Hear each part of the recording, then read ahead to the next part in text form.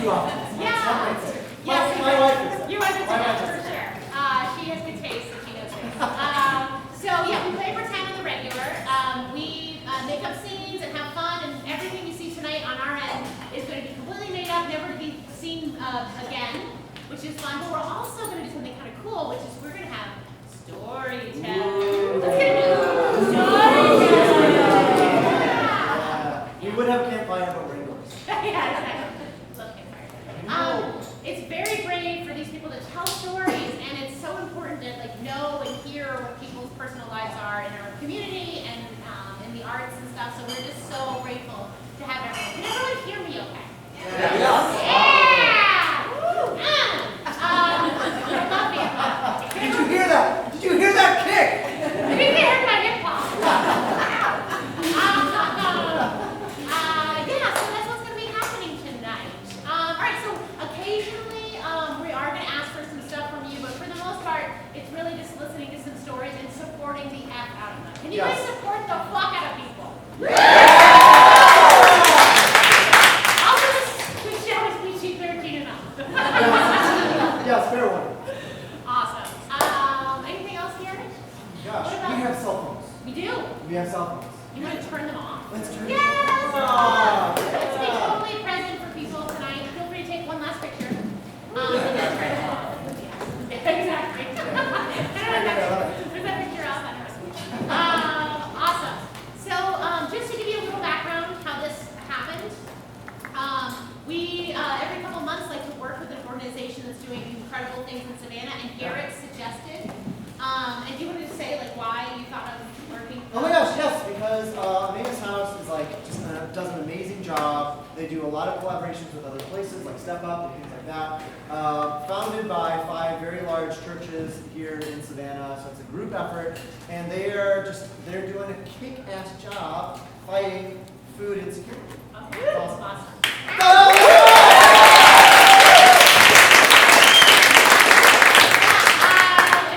Because of Garrett suggesting it, I started reading up on it. More than 200 people Monday through Friday are fed, and they have access to showers and all the kind of stuff that. Which is awesome and really hard to do. Yeah. The shower thing and all those things like laundering and stuff like that. Yeah, incredible. So we're super excited to have you guys here tonight. Thank you so much for giving a shit. A storyteller's going to come up, they're going to tell a story, and then we're going to play with it, the improvisers, and think of ideas and themes that may come out of it. The first storyteller, to kind of get us started, to get you guys an idea for it, is going to be Garrett. Garrett's going to tell a story, and the theme tonight is belonging. A time that you felt like you did belong, you didn't belong, whatever that means to you. So each storyteller, each group or person is going to use that theme to tell something very personal. So Garrett, do you mind starting us off? Absolutely. Guys, can we give it up for Garrett?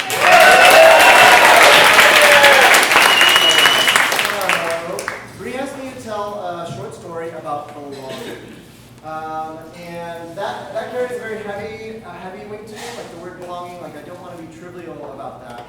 And if I'm honest with myself... Be trivial! Oh, yeah, sure. The first, one of the main, serious experiences of belonging was when I was a camp counselor in college. So, a little bit of a backstory, that was what I did during my summers. And what we would do is we would lead trips for incoming freshmen. So I was a sophomore going into junior year and then that summer. And I was having a hard summer. And my grandpa had passed away recently, and so the summer was really tough. And I confided in a professor before we went on this trip, that we go hiking for 12 days. So it's a long time without cell phones. You're just really just backpacking. You just have your map and your compass with an 8 incoming freshman. So I confided in this professor. His name was Richard Butman. Richard Butman. And he was a psychology professor at the college that I was at. And he just really understood what I was going through. I felt very heard.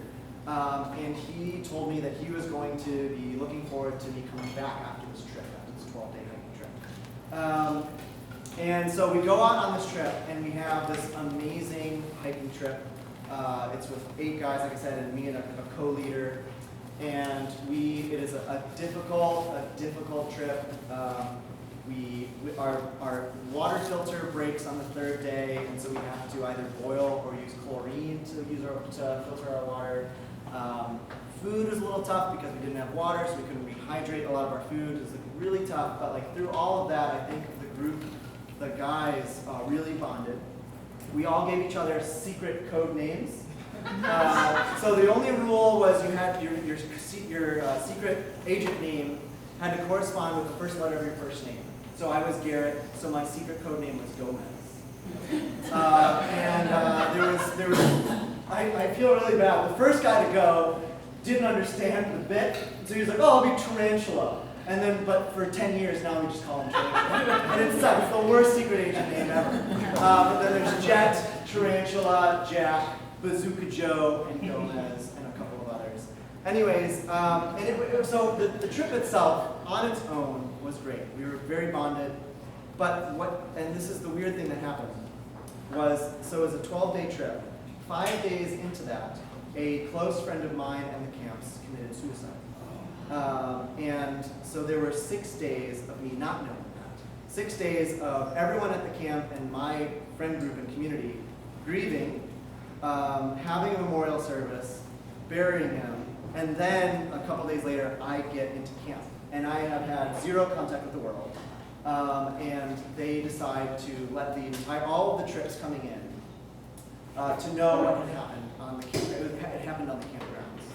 And it was absolutely devastating because I had led that guy in last year's hiking trip.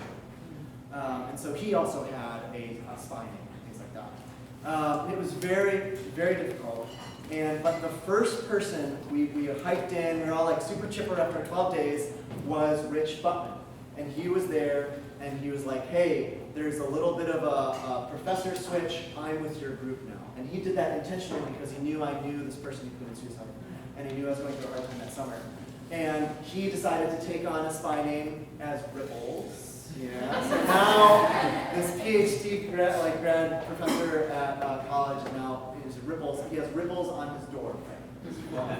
And he did this wonderful, I just feel like this visual aid to help how I understood this group to me, because this group, this hiking group, was very much supported me, and we've been friends, all of us, all 8 of us, to this day for 10, 11 years.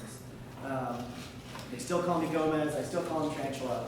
But what he did was he got the forest groundsman to cut off a burl off the end of a trunk. And so a tree, when it gets a disease, it will actually grow a bunch of bark and a knobby tree growth over it. That's what those big bumps on a tree is. And so it's a way of protecting the tree.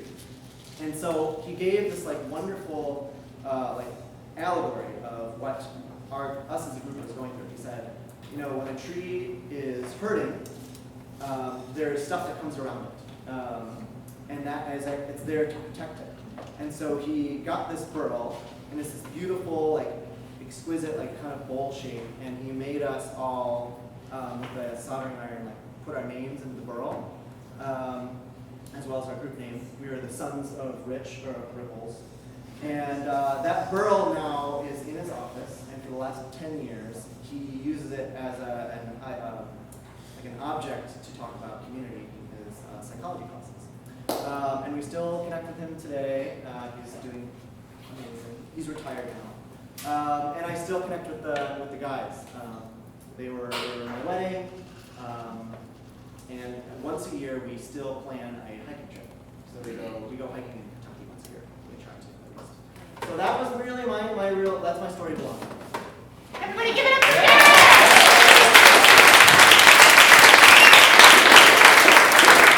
Using Garrett's story, we're going to pull ideas, themes, vignettes, and we're going to see some improv. So let's start off with a round of applause, if you don't mind.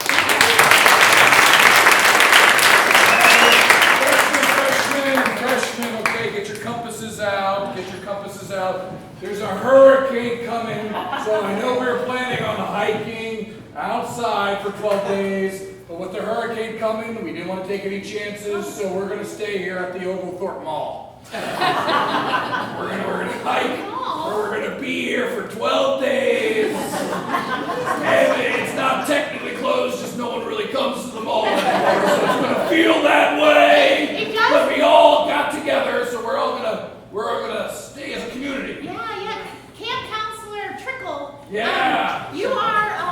I haven't seen people in like maybe a couple hours. This place is like no. Camping started. Camping started hours ago, just so you know. Compass is out. Compass is out. All right, first order of business. Gomez. Lead us to the pretzel twister. Oh, it's a tough one, Gomez. Okay.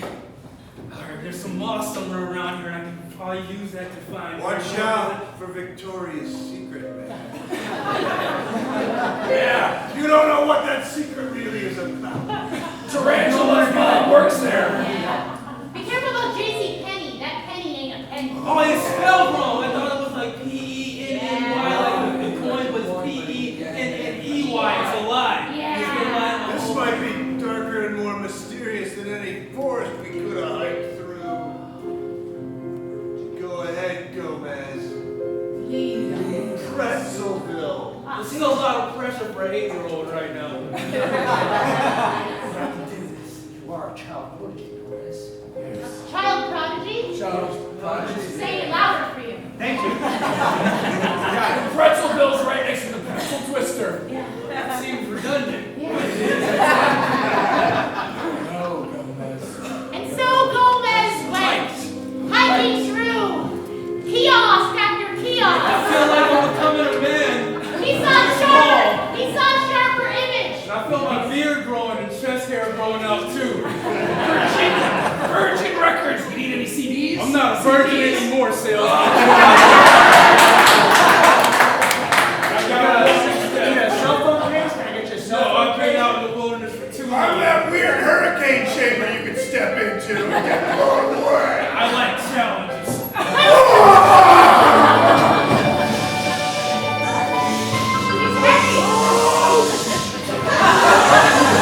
This is how Moses felt. Pretzelville. Next to this Pretzelville, I found myself, and my heart twisted up also like a pretzel.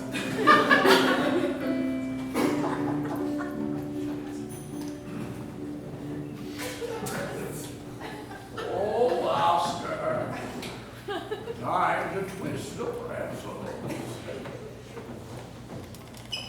Now, slow down, Abner. I'm no firecracker like I used to be. Oh, you were a firecracker laughing high.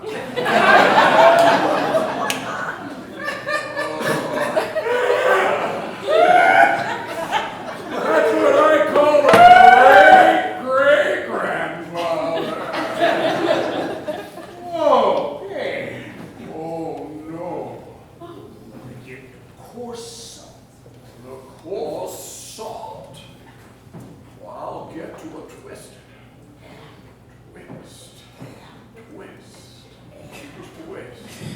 Roll it over. Whoa! Oscar! What, Abner, what? I was going to say your heart, but we're close to the end, so continue. This is how I preserve myself. Don't you know that's how they used to do it on ships? They would put meat in salt, and that's how it kept. That's right, pirate ships. That's how the old salty dogs would last so long on the high seas. Hence the phrase. Salty dog. Yes. Well, you don't look a day over 81. Saline canine. Saline canine. You mean the famous Celine Canine? Yes, I did. Oh, I have her CD. Oh, preserve. I invite you, Abner. I don't want to cheat. Death. You can't cheat death. You are. That's exactly what you're doing. Isn't that why you're putting yourself in all that shit? I play death fair, square.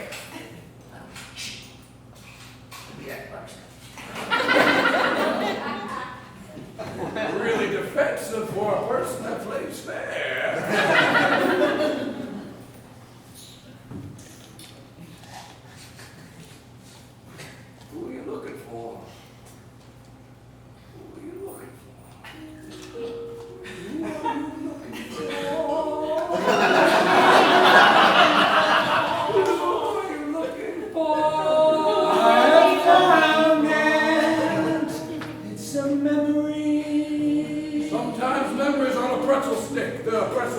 gotta find it.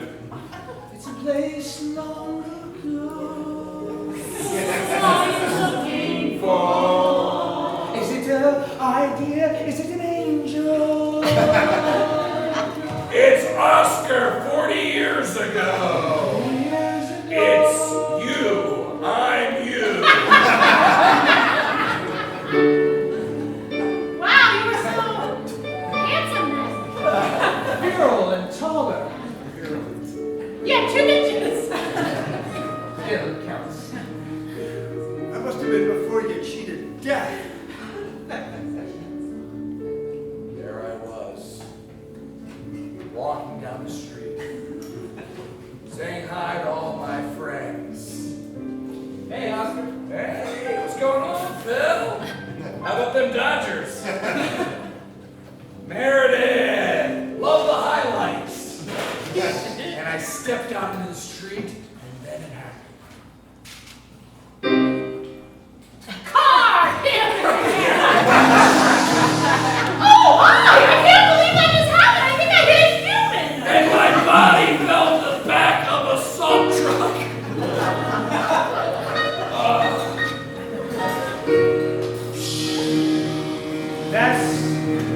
That's when I knew. That's when he knew. When I found the secret. Ha! Death. I'm attractive all the time. But you won't seduce me. I found salt. My nemesis! Not salt, anything but! Oh! Ow, my boobs! Don't you dare throw salt at me! Nyah, nyah, nyah! I'm death, and I kick ass.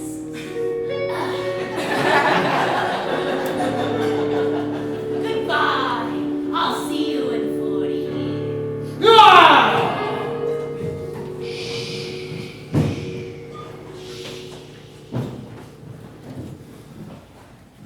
Let me in! God damn it, let me in! All right. Let me in! Okay. Secret agent Johnny and secret agent Gizmo. Tabitha, Yes, Gizmo. Gizmo. Yes. It's your surname. Gizmo. It's Irish. The whole neighborhood's after us. Oh my God. These are blinds. Oh my God. There are men in trench coats everywhere. Oh my God. There's Ripple and Trickle and Tarantula! Dimple tarantula? Dimple Tarantula. What a loser. He didn't pick a cool name like Gomez. So much better than Tarantula. God, some people never But learn. I'm gonna protect us. I got 2 super soakers. Got one for you, and one for me. Not filled with water, not filled with bullets or anything. But Yeah. In this day and age, we don't do bullets. No. If someone approaches, will you shoot him in the eye?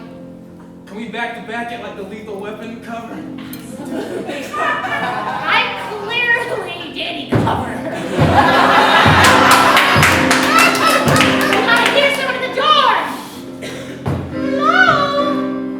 Hello? Good job using a fake voice. I never know it's you. Hello? Who is it? Tarantula.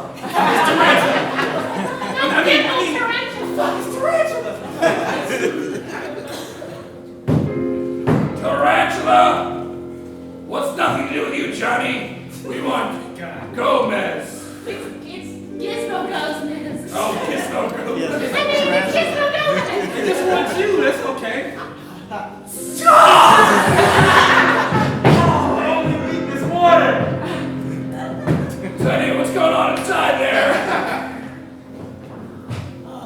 I see your blue eye. I hate blue eyes. Tarantula, get in! Ah, no! I hate spiders! Go, Tarantula, go!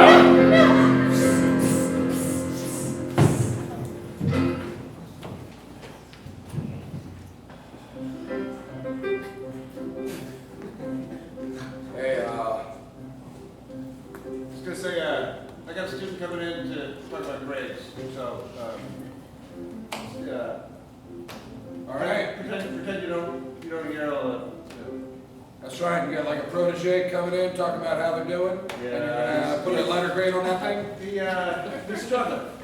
Struggling? He's a first semester freshman, having a hard time. What are we talking about when we say struggling? Like having trouble, drawing, or like falling off a cliff? Just drawing a circle. He can get the curve, but he can't get point B to connect back to point A. Wait, I meant it as like a metaphor, but you mean like literally the guy can't draw. It's both a metaphor and literal at the same time. That's the beauty of geometry, Phil. You can't reconnect. And Hey, Connor. it's a sign of his sense of not belonging here. He's traveled all the way across the country from Jacksonville. All the way across the country. Why would someone want to leave Jacksonville? Because first he loved Shreveport, and he said, I gotta get out of there. He moved to Jacksonville. They have like But a beach. yeah, they got a beach. I got the Hey, so jaguar. have you ever tried to draw a circle? I draw circles every day. Yeah. You draw circles. Okay, that's rich. Oh. Draw circles every day. Whoa. Lefty.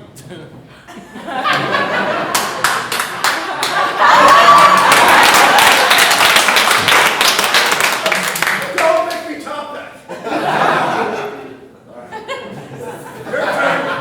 My turn. Can you draw a circle? Maybe I'm just a bad teacher. Maybe I'm not helping this kid. Can you draw a circle? It's pretty intimidating. I'm a little nervous. Not so much on the circle part. I'm about the way you did it. Fair enough. I've been doing this for a long time. I started on Monday. So I have a lot of experience. You're brand new to it, you might not connect right away.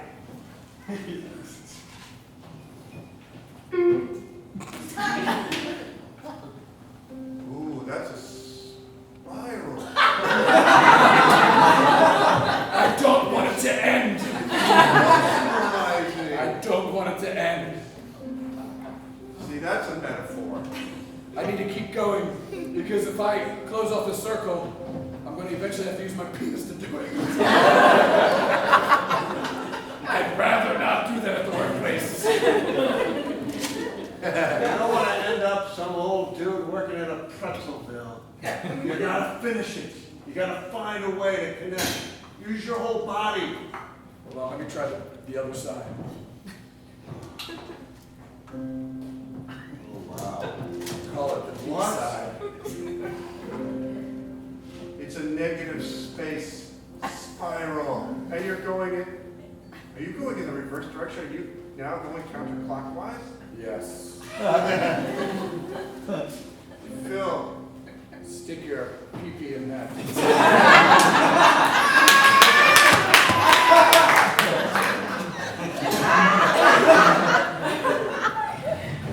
Oh my gosh. You asshole!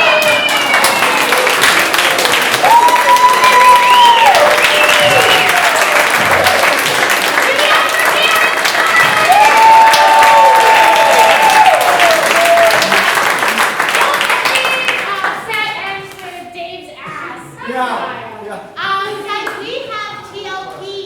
Four gentlemen are going to come up and tell a story. I'll let you introduce yourself. But can I get TLP on stage?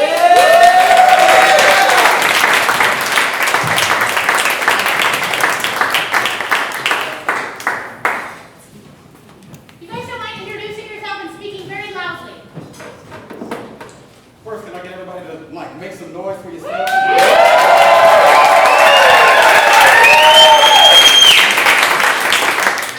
We are TLP, and what that stands for is Transitional Living Program, because we are with Park Place Outreach. The theme tonight, A Place to Belong, is pretty much what Park Place Outreach's mission is, to pretty much provide a place to belong for youth and young people that might not have a place to belong. My name is Philip. My name is Kevin Ford. My name is Angelo, and I'm Terrence Burton. We hope you enjoy our creative, poetic, informative story. Let's start off with a round of applause.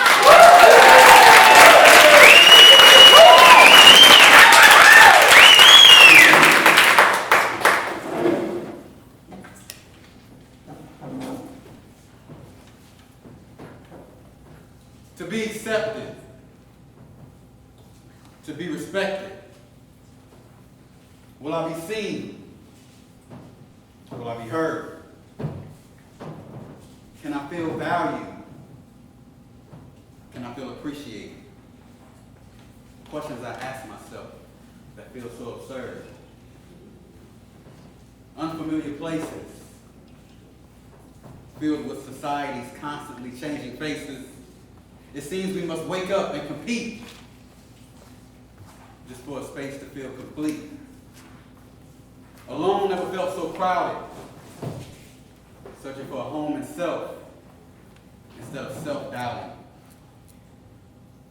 Still, I accept myself in all my facets, turning all of my weaknesses into assets. My heart may not be perfect, but it is strong. My safe space is me, and being able to be myself is my place to belong. I'm an educator, a mentor, and advisor. You see, I know where I belong. But there are so many people, so many children who do not know where they belong. What would I tell a child who's lost, who has no hope? Most times our children are misunderstood because of their actions and their behavior. Sometimes they're told what to do, sometimes without even a reason. I often ask young people, what do you want to be when you become an adult? Most times they do not know. It is my heart's desire that every child finds a place to belong, a safe place, a place of reassurance and validation, a place where their ideas can be heard and their thoughts can be sharpened. You see, I know where I belong. Do you? I consider myself an introvert. Is that the reason I settle for less and get my feelings hurt? Usually while we're young, we're taught right from wrong. But what if we just want a place to belong? I am free, not trapped in a world of disappointment and shame. My freedom is an example of my rebirth. As I step out my shadows, feeling like I was a lowlife as I strive for greatness.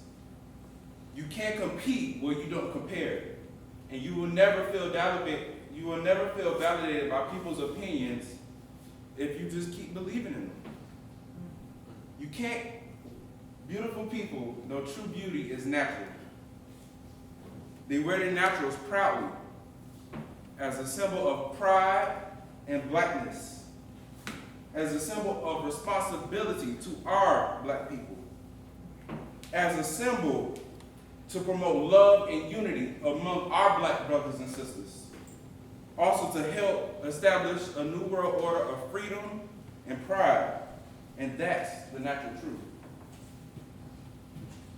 Youth homelessness. Looking for a place to call home. What is the definition of a home? According to dictionary.com, it's a house, apartment, or other shelter that is the usual residence of a person, family, or household. My second definition I have is the place in which one's domestic affections are centered. Do you have one? On any given night, there are approximately 41,000 unaccompanied youth between the ages of 13 and 25 experiencing homelessness, according to the National Conference of State Legislature as of June 2019. What are unaccompanied youth?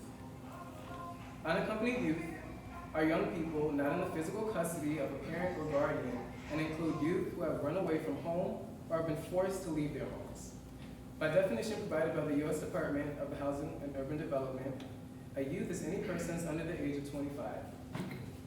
You might be listening to me as I say these numbers and think to yourself, no way. But yes, way. We have to keep in mind that these numbers are reported based on youth in care, veteran systems, for example, foster care, or kids that may not be in the system, who at some point in time touch a system that reports on homeless youth. Examples could be schools, community agencies, or community point-in-time counts, to name a few. A lot of young people who face youth homelessness would not fit into your idea of what youth homelessness looks like. That comment alone is the reason why not. There's a stigma that comes with being homeless. A lot of young people don't want to be associated with the stereotype. I'm sure you all know what I'm talking about. All homeless people are poor, all homeless people are dirty, all homeless people must engage in some kind of shady business that landed them in their current placement. Blending in with society is imperative to the homeless youth culture and is why they are referred to as the hidden youth population. These young people don't want to be ostracized or treated any differently than their peers. Believe it or not, some youth may be in denial and they're homeless, and some may not even know that they are homeless. How could someone not know they are homeless? I have a roof over my head for the time being, so I can't be. Although someone may be indoors, that doesn't necessarily mean that you're not homeless. If you have to constantly figure where the next stop is to lay your head, you're homeless because you don't have a place to call your own. This is known as couch surfing. Staying temporarily in a series of other people's homes, typically making use of improvised sleeping arrangements. There are many reasons why these youth become homeless. They could have been kicked out of their home for disagreements or non-acceptance, fleeing from unimaginable abuse situations. They don't have anyone in their life as a support system that they can rely on, or they have simply aged out of foster care and don't have the necessary skills to survive. Regardless of whatever the situation is, a roof over your head is not equivalent to a home. You can still dwell within a residence that is inhabitable for a human life. When I think of a place to call home, I think of a place that I am comfortable living in and content with my living arrangement. A safe haven, where I can escape the stress of the world and not be bogged down by the thoughts of whether or not the bills will be paid next month. My home embodies serenity, and anyone who enters it will feel that. We have a place to belong. Do you?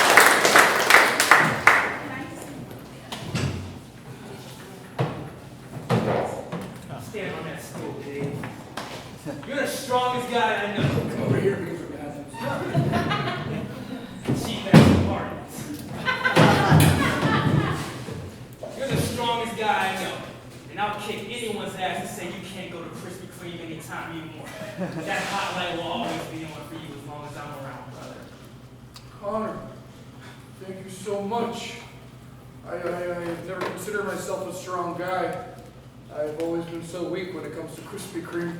We're all weak when it comes to those items. God, I'm choking up right now. So warm, and it gets hotter when I put it on my mouth. The hot light's like the sun, man. You just gotta keep looking into it. The hot lights is like the North Star calling me. Listen to that donut in your heart. Listen to that Krispy Kreme, fat, delicious, delectable part of your heart right now. I like to think of it as a thick heart. It isn't thick, it's the thickest I heart. like to think of it as a full heart. Oh. Like a Krispy Kreme is just so full of happiness and goodness.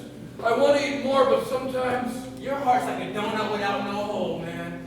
no hole. The fluorescent light flickers. Hot, hot, hot, hot. It's calling you, man. It is, but there's some other people that might not have tasted Krispy Kreme, so I'll give them a head start. God, you're the best person I've ever met. Well, it's funny because the anticipation, look at the light. Oh, so Now feel the anticipation of just knowing that a sweet, delicious Krispy Kreme is going to be in your hands. Oh, God, I can feel. And the next step is coming to your mouth. Oh, God. And the next step is pure heaven. Of fireworks, 4th of July in your tongue. Oh, God, I can feel the celebration in my mouth. It's like, oh, God. And what if I were to tell you, right next door to the Krispy Kreme is a Dunkin' Donuts? It's different. No, I used to say I didn't want so many options. But I gotta tell you, Connor, last Sunday I went into that Dunkin' Donuts. You went to Dunkin' Donuts on a Sunday? And they told me I could pick so many different options.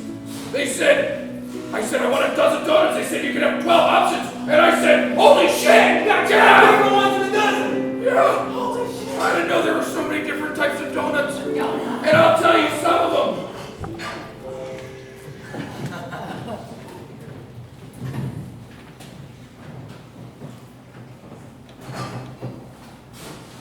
Mom, I know today's the day where I'm supposed to tell you what I want to be when I grow up. Audrey, Yeah? as long as you're happy, that's all a mother can want. As long as I'm happy? Yes, happy with a skilled trade. I don't want to have a skill trade. I want to be a cartoon character. Do you know who Winnie the Pooh is?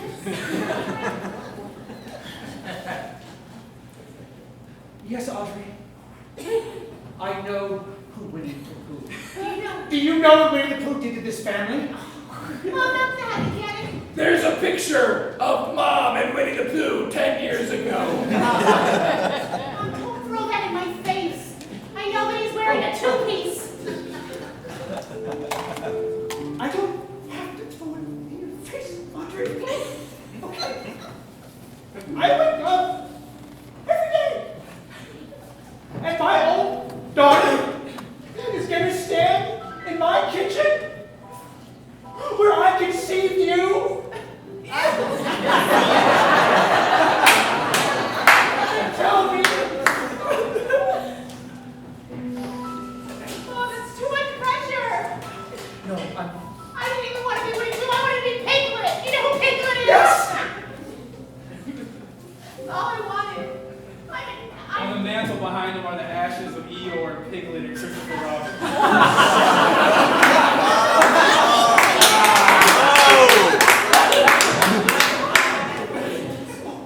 So you want to be Piglet? Do you want to join Piglet here on the mantle? Mom, you can be Piglet and not be dead. Don't you know that? There's so many ways to be a pig these days.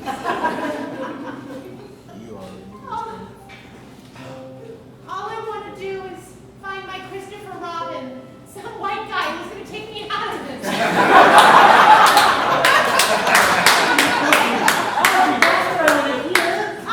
You bastard! Oh, I swore! I'm sorry, Mom. You called your mother a bastard? That doesn't make any sense. I think women can be nasty. Well, you know when you get agitated, I eat animal crackers. Oh my God! Oh, you're eating my friends! Those animals are my friends! That's Rabbit and the other rabbit! And the other rabbit! They're all my friends. Put them up on the mantle. Spit out the crumbs.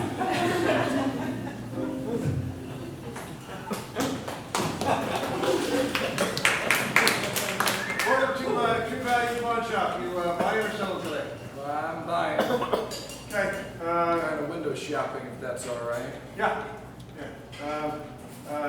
Pick up anything you like here. I'll tell you the actual value of it in monetary, and then I'll tell you the true value here. I see a grandfather clock here. It's a little bruised. What do you ask for? It's a little bruised. $55 in actual dollars. The real value of this clock. This clock was saved from a fire during the war. By a The war? by an orphan who clutched it, brought it back, and gave it to his own grandfather because it's a test model. You can't put an actual price on this. I will. But what I go ahead. could pay $55 for it, but instead, I'd like to tell you that you remind me of my grandfather. And I would just like to give you a hug that's worth $55. Because you're from a generation where men-to-men hugs might not be looked proudly upon. And you're over, do I come back here?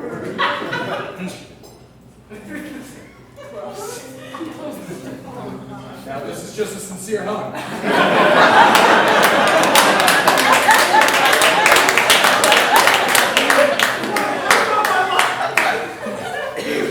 This is a Pulp Fiction. Come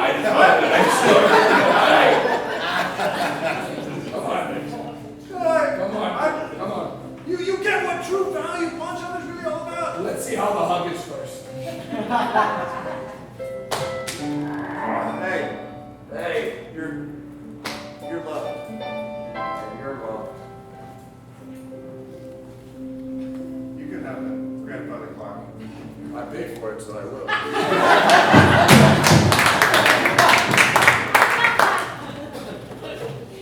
Hey, buddy. You run a pretty classic Chuck E. Cheese here. Only the best processed cheese for Chuck. He was a saint, you know. He was a saint. Oh, he was a saint. You know what? My kids pray to Chuck E. Cheese. Oh, yo, hold. What kids like?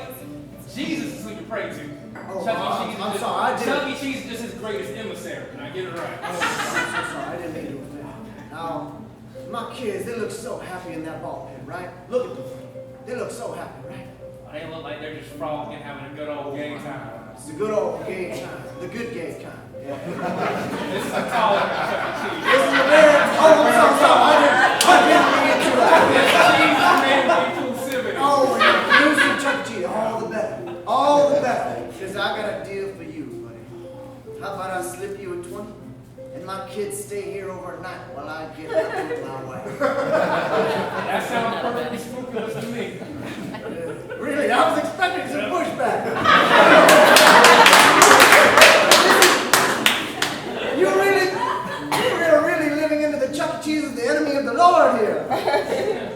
You're totally fine taking my kids? I'm totally fine watching you. I'm reconsidering. Why are you reconsidering them? Because you were supposed to put up some pushback. Well, why don't you take this 20 back since it's dirty money then? Look, listen. I haven't had sex with my wife in days, all right? That's not a long period of time. For me it is. For me it is. Look how happy these kids are, all right? Look at how happy they are. All I right? bet they'd be happy with another sibling is what you think. You can Exactly. Listen. The second definition in Webster's Dictionary of Home, all right, is an emotional sense of being. Does that look like an emotional sense of being? What's the first definition? You better guide us to do the second definition off the top of his head. That should go somewhere fancy like that. I'm trying to get to the point that the ball pit doesn't count the first definition of home. So it's a metaphor. There's no walls. There's just a cargo net. Gotcha. We all got a cargo net inside, is what you're saying. Gotcha. Yeah. They feel happy here. They've never been this happy at my home. What's wrong with your home? Why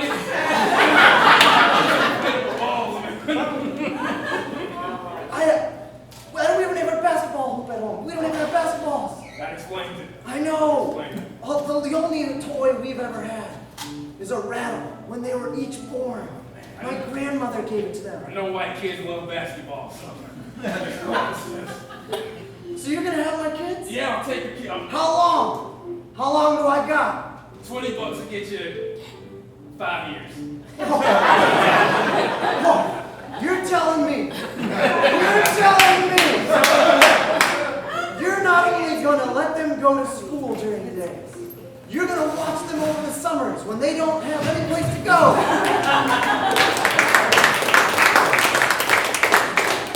No more riddles, troll.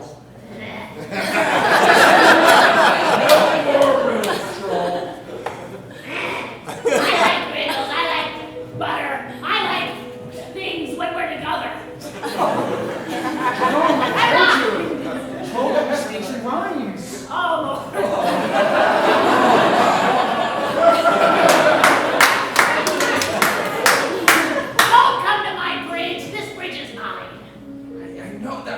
not trying to break into your bridge. I just want to know your name. Oh. It's okay. It's okay. Don't let that troll do that. When you No, see, that's what everyone always says. This is the first time I'm meeting this bridge troll. I've been hearing shit about the bridge troll. People call him bridge troll. Bridge troll. What's your name? my name's Edwina. Edwina? Yeah. Did I pronounce it right? Yeah. Coffee. That's okay. Maybe stereotypes are true sometimes. They might be true sometimes, but I'm not gonna take it at face value. You just gotta. But I got coffee in my face, yes. Hey, why are you here? Why do you want to be here, you little shit? Because I like people. I like all people, and you're a troll. And I've never met a troll before. And damn it, That's so sweet. That was I don't know if it is. I want to know you, Edwina. You caught me in my nighttime routine. Oh, I'm sorry. It's time to You fall. always come out. Every time people come to the bridge, I understand you come out. I guess it's a lie. You don't always speak in rhyme. That is true. Boo hoo hoo. Listen, I want to know if you're lonely.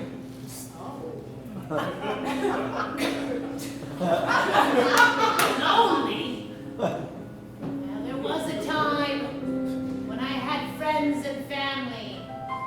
If there was a rhyme for that, it'd be a blambly.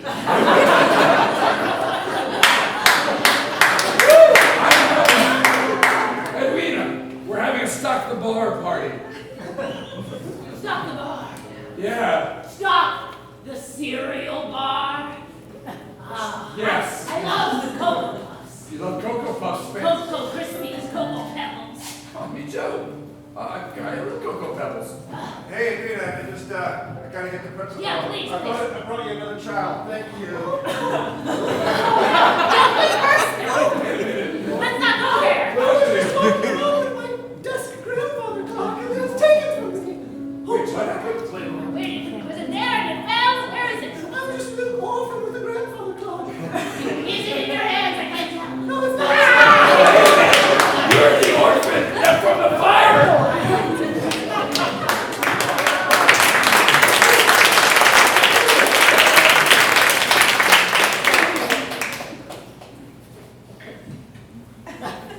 Oh, bother.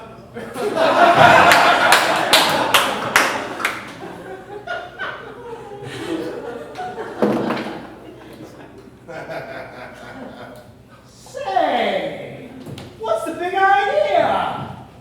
I'm stuck in the hole.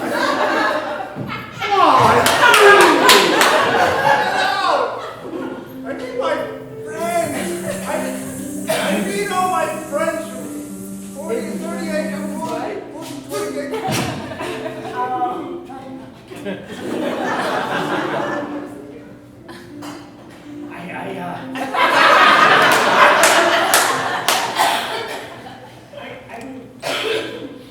Didn't know this moment would come true. Let the magic melt the ice within your heart. I don't know if it's too late for me. While you're thinking, could I have some honey?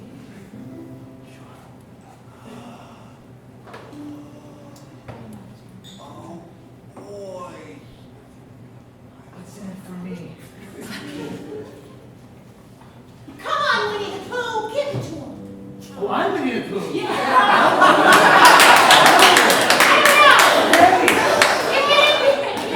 See? My heart is transferred to you. There's more than one, there's two piglets.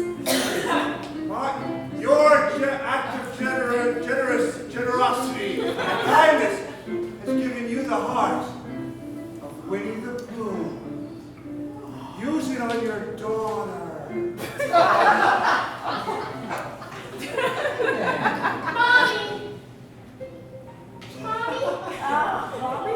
Can you love a piglet? Could you love it, a piglet, please? Mom, that's what I want to be when I grow up.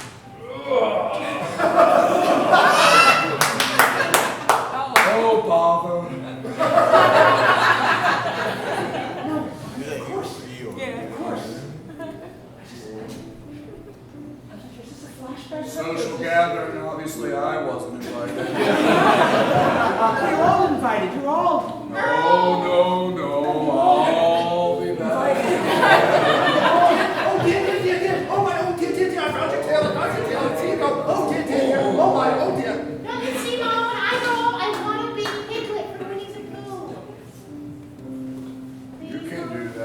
You can be whatever you want to be. Won't make you happy.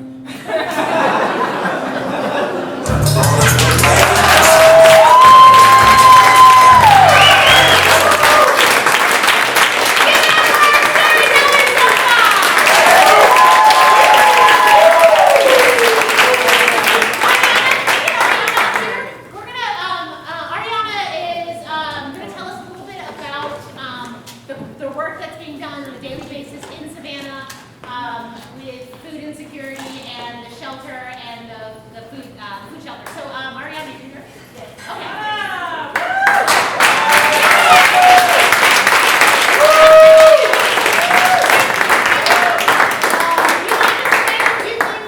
Why we're raising money tonight. Yes, Yeah, and I I just want to mention that this is what this feels like to be up here. You literally can see nothing. Like, I can't see you guys at all. I can see you. First and foremost, I just want to extend a huge thank you to Porch Improv for doing this tonight. You guys are amazing. And there's a little part of me that I think I want to be a piglet now. Yeah. I want to be a weird feeling where I want to be an animal. So straight up like Gallup, you know. So Emmaus House was conceived about 37 years ago. 5 churches came together and saw a need. 37 years later, we're providing about 200 to 250 hot meals each weekday morning. We're also providing laundry and showers to the unsheltered homeless, and that's particularly those people who do not have access to shelters, that they don't have access to the amenities that shelters provide. So that would be those folks that are sleeping in some of the camps that are in Savannah, and right now there are over 35 homeless camps in Savannah.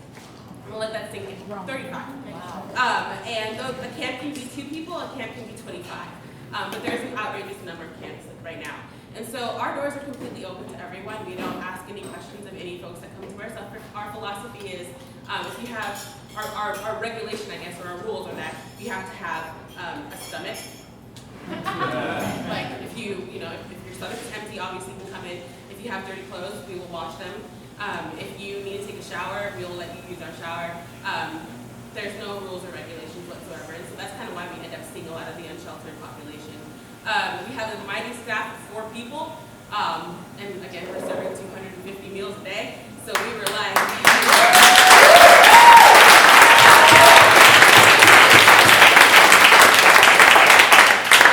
If one of our staff members were here, I would absolutely clap, but I literally sit in an office all day. I'm serving no food. If I was serving food, I would be like, we serve a solid 3 people a day. Just be really mad at me all the time. Don't laugh, husbands. I see you. Don't laugh. So I'm really, really proud of the fact that we do regularly connect with the community. There's no way we'd be able to do what we do without the folks in the Savannah area that really care about the homeless population and want to see and make sure that people are being recognized. Folks that come into Emmaus House, our whole philosophy is, yeah, we're filling your stomachs, and yeah, we're making sure those basic needs are met. We're legitimately putting a little Barbie Sesame Street Band-Aid on this giant gaping festering wound that is homelessness, right? We're not solving homelessness. We're making sure that those folks are being taken care of, but the problem is much bigger than we can ever start to confront. So, side note, put lots of pressure on our elected officials right now. That's right!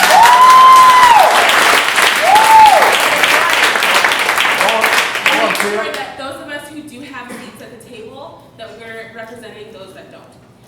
And so, obviously, we're putting a tiny Band-Aid on this giant, gaping, festering wound, and there's no way that we would do that without the people. So, UnitedMinistriesSavannah.org is our website. We are on Facebook. Please check us out. You're welcome to. I'll be here the rest of the night if you are interested in volunteering and making a plate of food for folks. But the big thing is just making sure that you say hi and good morning. Someone who feels invisible, that's the biggest thing in the world. You would be surprised. I mean, I don't know if anybody, I can go, I'll take the rest of the night.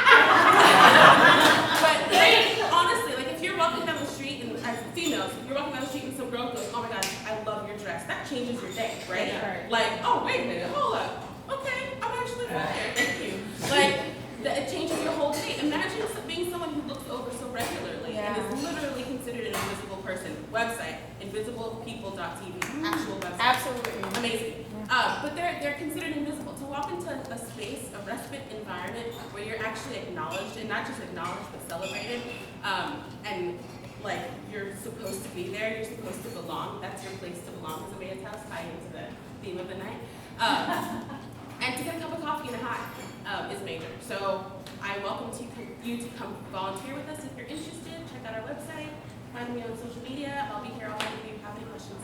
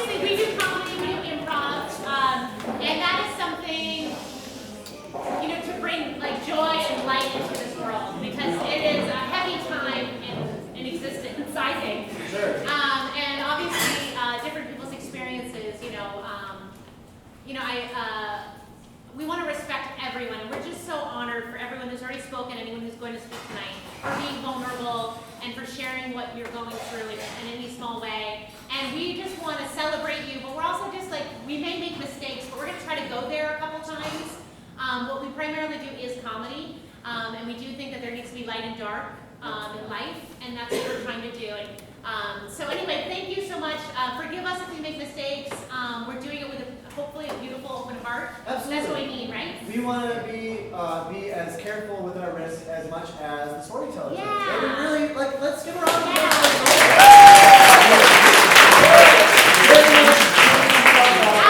They're totally putting themselves out there. Yeah. We support them. Awesome. And we want to let you know that we're Trying to do it too. Anyway, so this is not something we do all the time. It's just a really special night. So that's all I wanted to say. Thanks, Garrett, for having my back. Anyway, it means a lot to have you here tonight. We have our next storyteller, Elizabeth. If you don't mind joining us on the stage.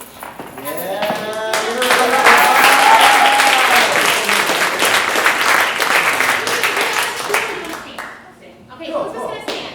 And thank you so much for having me tonight. Please introduce yourself. Thank you.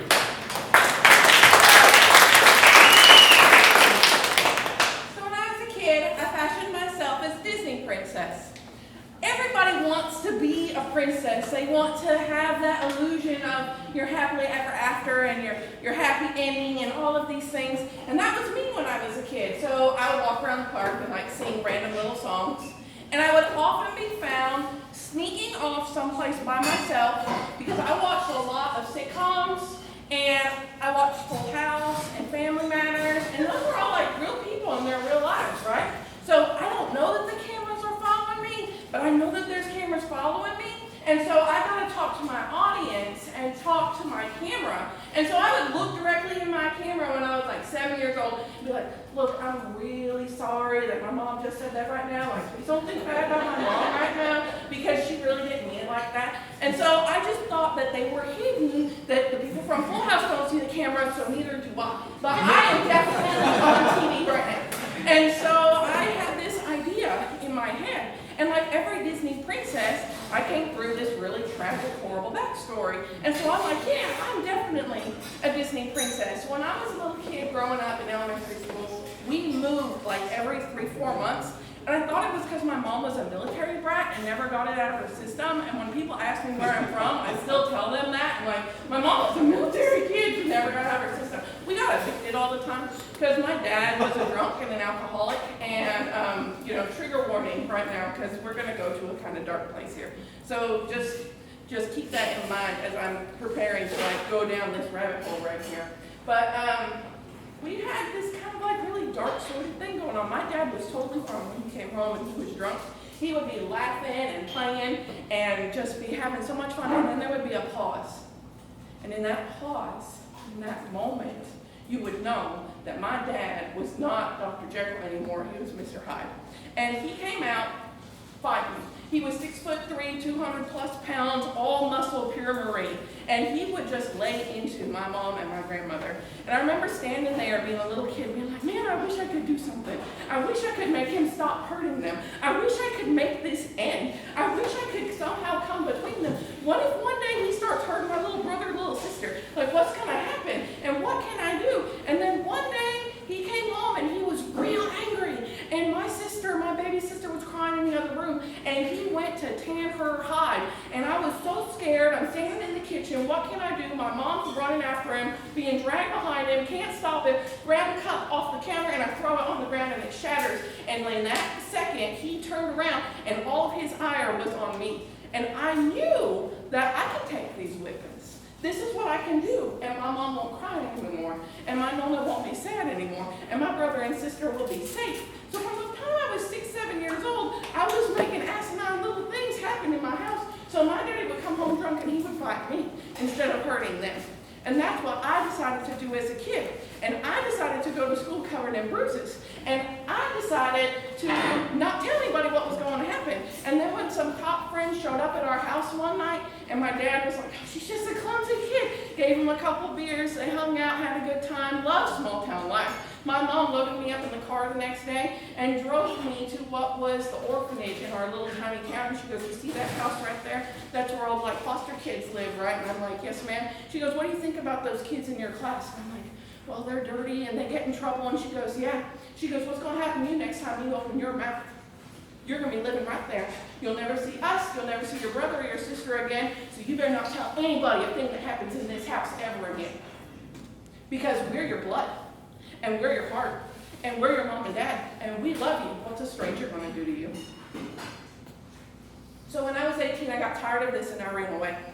And I decided I was going to get my GED. I was going to go to college. I was going to make a life for myself and a dream for myself, and I was going to move forward. And I went out of the frying pan into the fire because I ended up with some abusive, stupid boyfriend that was doing all kinds of nonsense, and it took me over a decade to leave him. And our roommates that we lived with got tired of all the BS happening with him and his controlling nonsense, and they kicked us out of our apartment. I'm 19 years old, and I am homeless going to college. And I'm an honors student on a scholarship because I have this really sordid, bad history of depression and anxiety and mental illness and family problems and all of these things happening. So I'm on all these scholarships and I'm an honors student. They gave me this little tiny piece of plastic that lets me go into the library anytime I want to go to the honors library. And so I'm living in the library. I lived in the library for 4 months with my boyfriend. I had access to the gym because I was a student, and so I got to take showers at the gym. I knew what time the restaurants closed on campus so I could go and grab food before they left and be like, hey, you guys are going to throw out that bread anyway. Can you send it my way? Come on, you know we're all poor college students, right?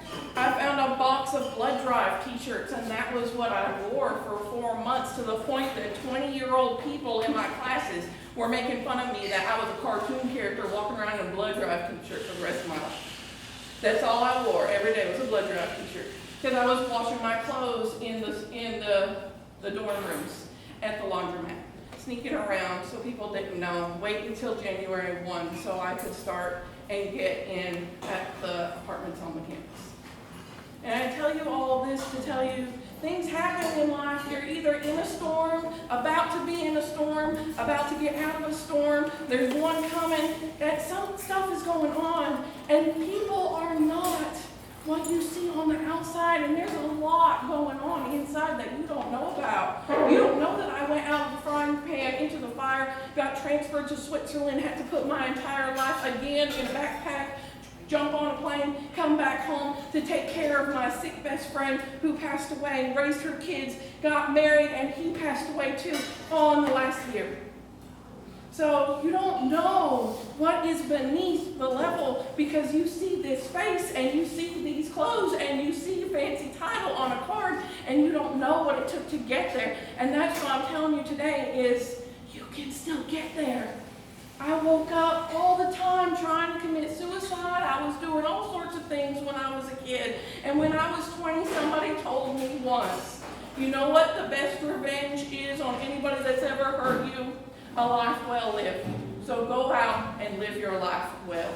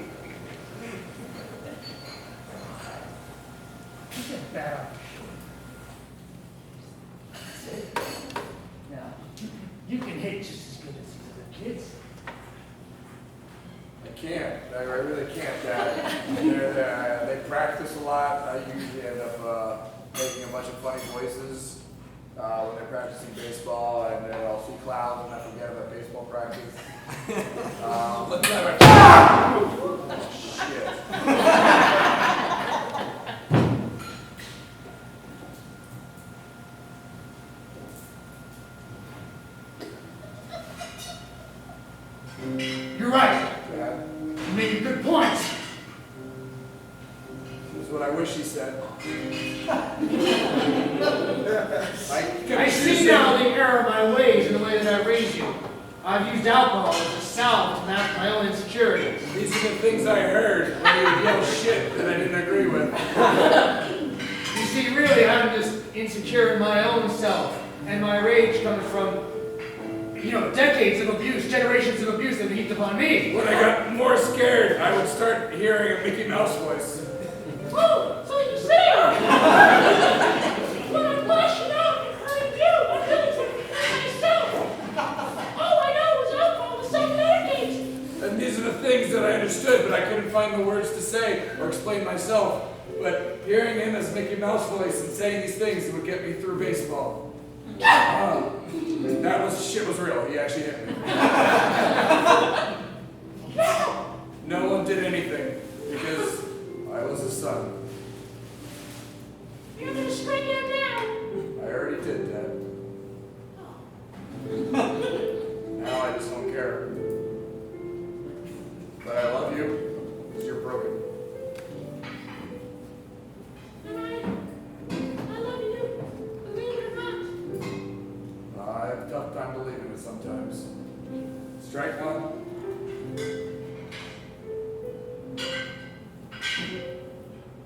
What choice would I have but to love you? You're all I know.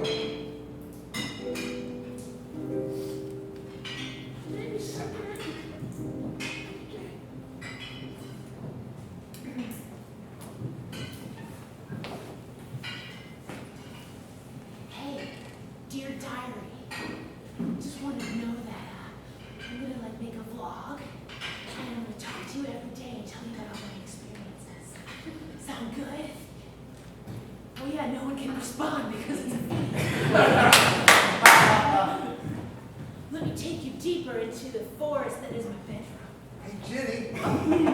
What, Vicky? Can I come in? Is somebody in there with you?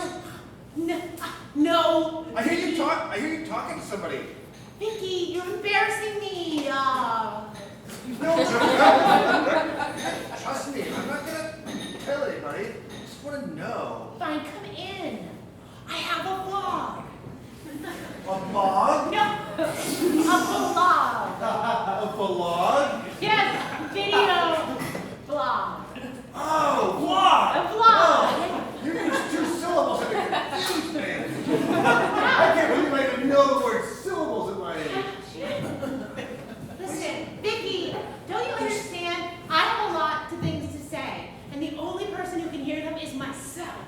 But I want to see them and watch them back. There's no camera there. Not? You're just pretending there's a camera? No. Jenny.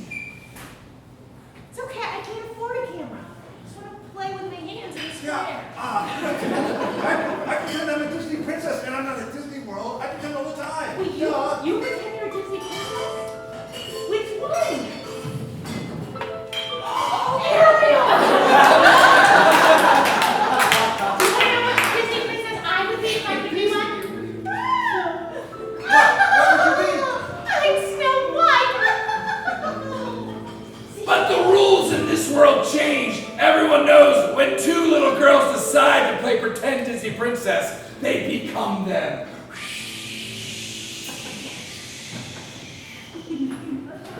I am a human and only I'll keep picking flowers. Oh, and a bird landed on my shoulder. Oh, you little bird.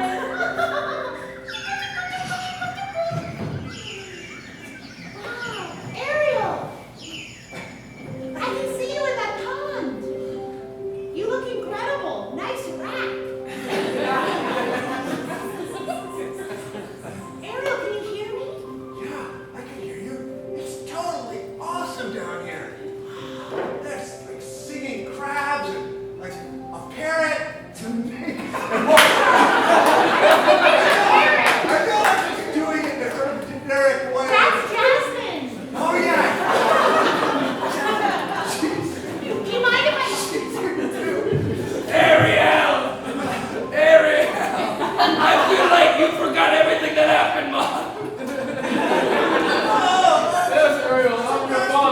Never give your voice up for a boy. Welcome back under the sea. Down where it's better. I see what's happening. I wish so much that I would be a Disney princess. I can't do that. You want to think of a bunch?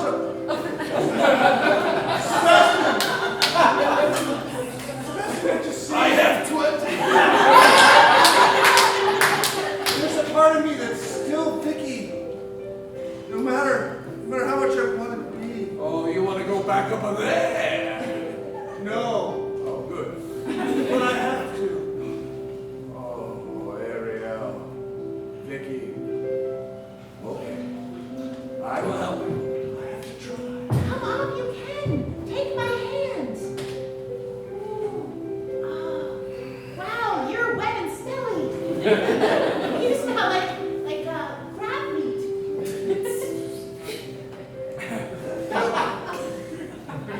Being a Disney princess, they only showed you one side of it in the movies.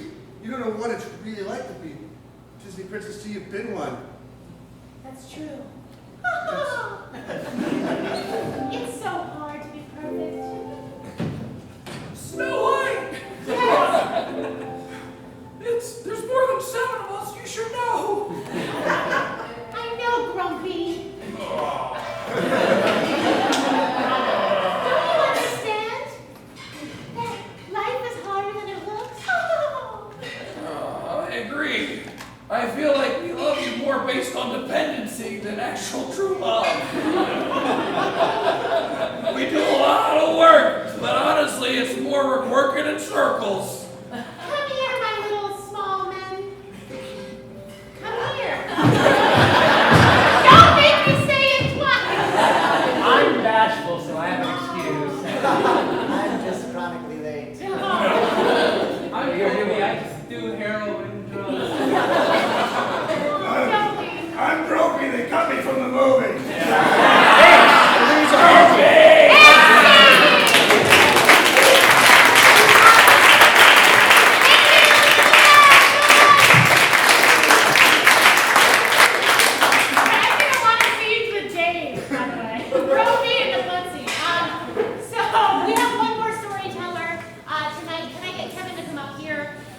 Guys, you've been an amazing audience. We have one more story, one more scenes, and we love having you here tonight. So, Kevin, if you don't mind telling your story. Hi guys, so I'm Kevin. I'm a preacher, so I'm gonna set my little timer because I'm used to talking for way more than 5 minutes. And I'm sitting here thinking about what weird Disney trippy shit you're gonna say about my story. Yeah. So we're talking about belonging, right?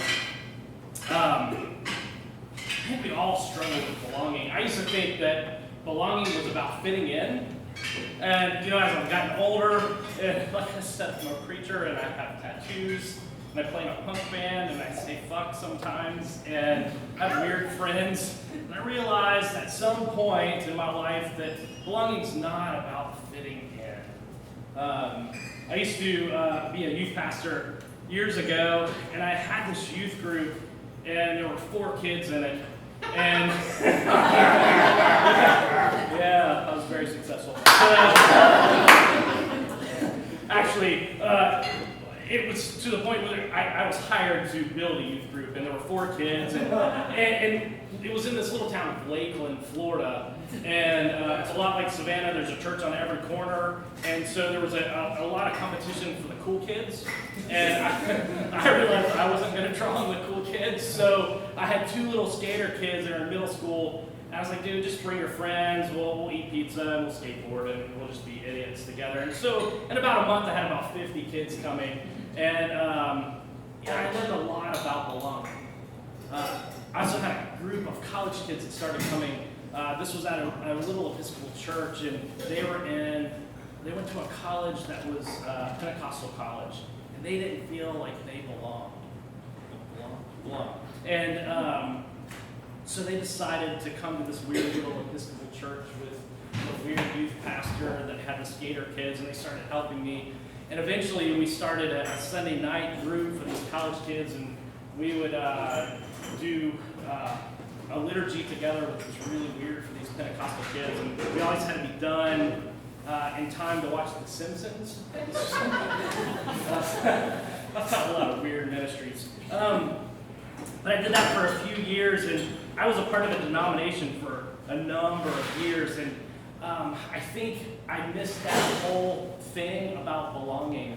And over the years, I started to feel out of step with my denomination. I kept trying to fit in and kept trying to make friends, and every once in a while I would be at a conference and like, oh yeah, these are my people.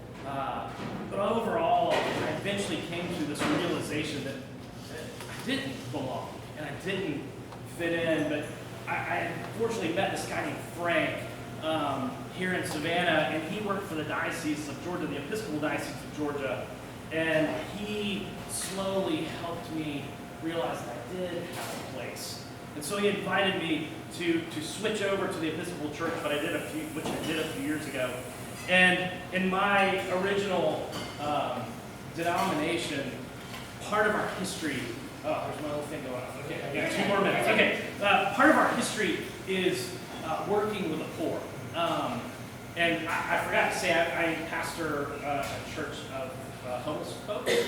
We have a little street church. It's the Episcopal Community of St. Joseph. I volunteer with Ariana. We're one of the partnering organizations, and I can tell you for a fact she doesn't just sit in her office. Yes, that is not true. But I sat there on my first day of doing worship out in this field, remembering my history with my original denomination, the history that I learned in seminary about our founder going out and being told he didn't have a place, he didn't have a parish, he didn't have a place to preach, and that meant that he was somehow less than. And I remember him telling the powers that be that the world was his parish, and that he started preaching in fields and in cemeteries, which is kind of weird. I'm not doing that. But I remember my first, it's kind of creepy, my first Sunday at the Community of St. Joseph, I stood up to preach. I got goosebumps because I realized I was finally living into this history that I loved, and I was able to do it not with that original denomination that I grew up studying under. I was able to do it in the Episcopal Church, and I went to talk to Frank, and I told him the story about it, and I lamented the fact that I couldn't find my place in that original denomination, and it was frustrating with how I felt so much like I had come home in the Episcopal Church. And Frank looked at me and he says, you know what, Kevin, that other denomination, they weren't interested in what you had to offer. I said, but we're not only interested in it, we need it. We need those gifts that you have. I think it was that moment that I really realized that I had come home and belonged. And so finally, after years of teaching it and preaching it, I realized for myself that belonging wasn't about fitting in. It was about being a part of a community where your gifts are in tune and in harmony with other people's gifts. I love it. Give it up.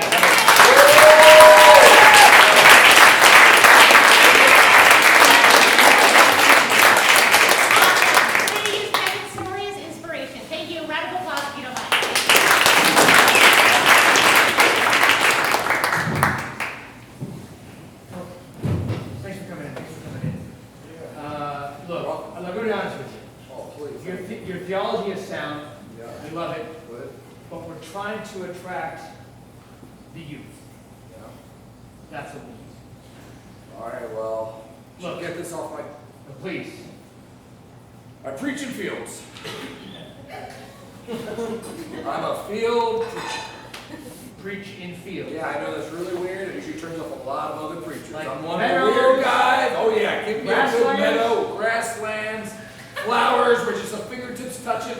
You know that moment in the Gladiator where he's like walking over. I'm that kind of preacher.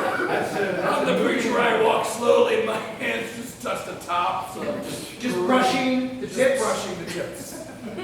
Slowly. Well, yeah, it's not so much slowly, but I do walk in slow motion. Okay. Just a tip. I know that might not be something they usually say among a group of teenagers. But I'm a field preacher, so.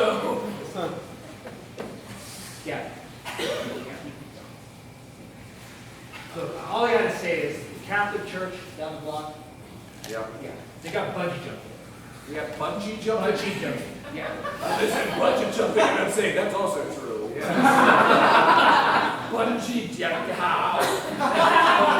That's okay. Vanilla folder. I know. It's more Alice surprise. They have bungee jumping, huh? But I'd love to hear more about your field. Don't you already have an opinion about field preachers? Most people do. I know. They probably just laugh you right out of the office, huh? Sure do. Yeah. I don't have a vanilla folder like that. I want to make myself out of grain and corn husks. Yeah, right. Let me tell you something about me. Oh, yeah? Wow. Is this wild honeymead? I grew up preaching in the desert. What? You're a desert preacher? I've heard about y'all. Out in Joshua Tree, California. I already took the cup that just went all over the counter. Well, I'm blind in the side, yeah. Don't mock me! No, my cup's over here. I still love some of that Joshua Tree shit. You didn't need my cup, did you? No, your cup's still there. Your cup's still there. You're a Joshua Tree preacher. Yeah. Wow. So I know how it feels. You're looking for that right place, and I'm telling you, we want someone who's going to preach in the field. I do it in rain or shine.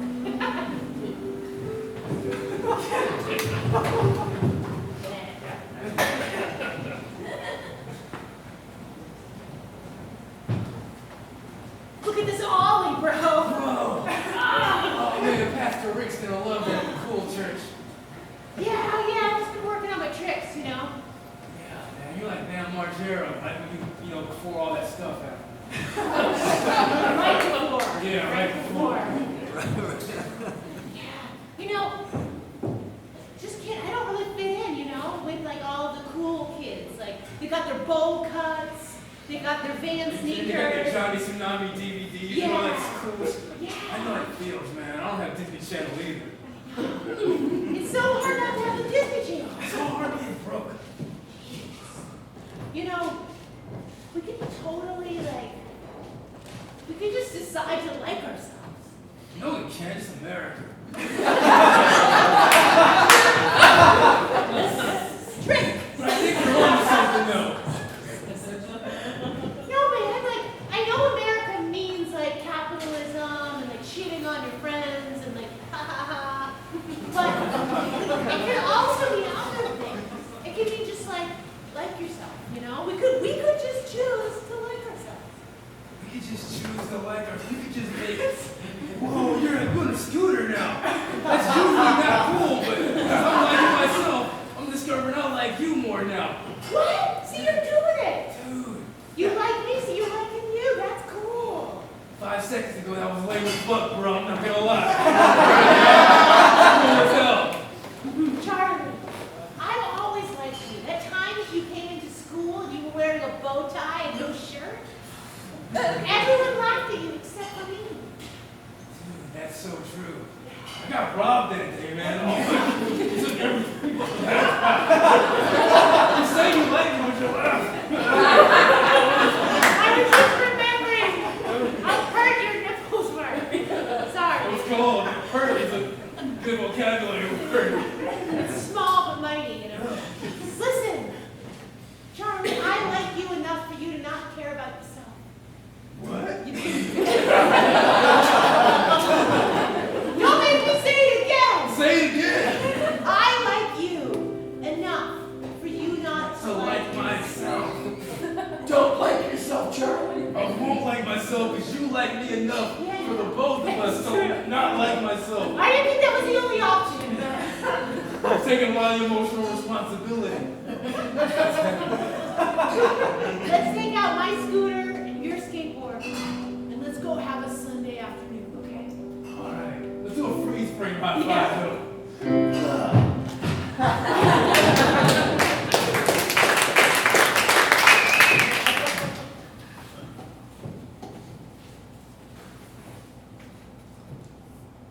Just thinking of putting up a sign. Yeah, put up a sign, go ahead and put up a sign.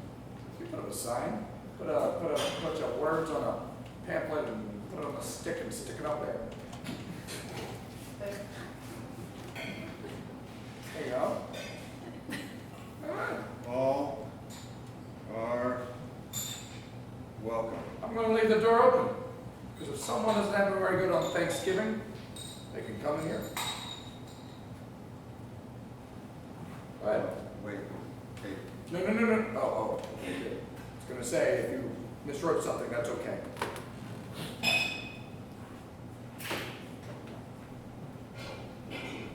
I'm gonna make meatballs for Thanksgiving, because I like meatballs better than turkey.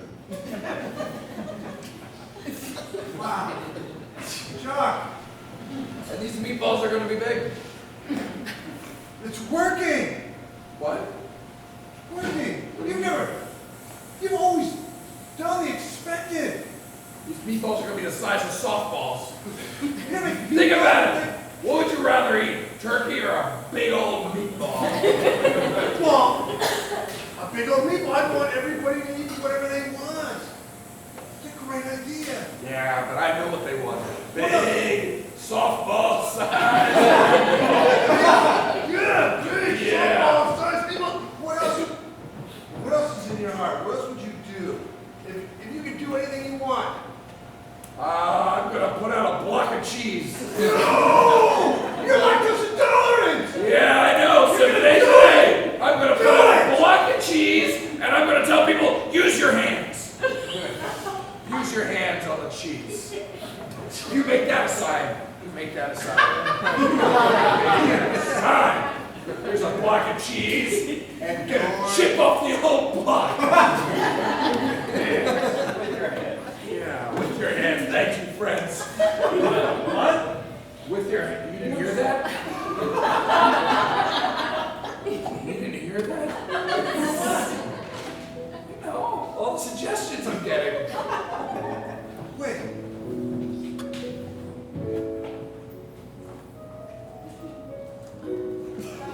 Hey! Hey, The meatballs. Bridget, play that louder. Let's get some people in here. It's over the window. I'm here and I'm queer! All are welcome. Thank Oh my God!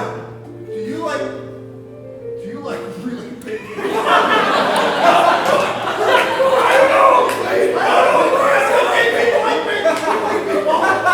It's because everyone.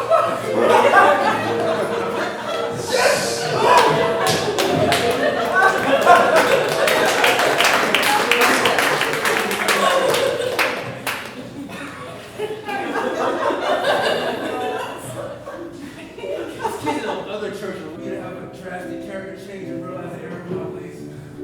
Yes. Dinner tonight is giant meatballs.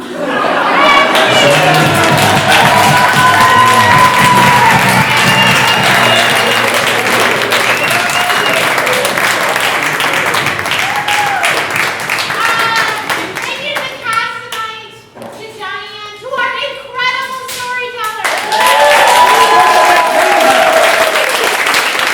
Ariana and everyone in Savannah who's making outreach in the community. It means so much. Thank you. Thank you for doing the good work that you're doing. Please connect with her and volunteer in any way that you think that your gifts can be used. Have a wonderful night. We're from Porch Improv. Yeah.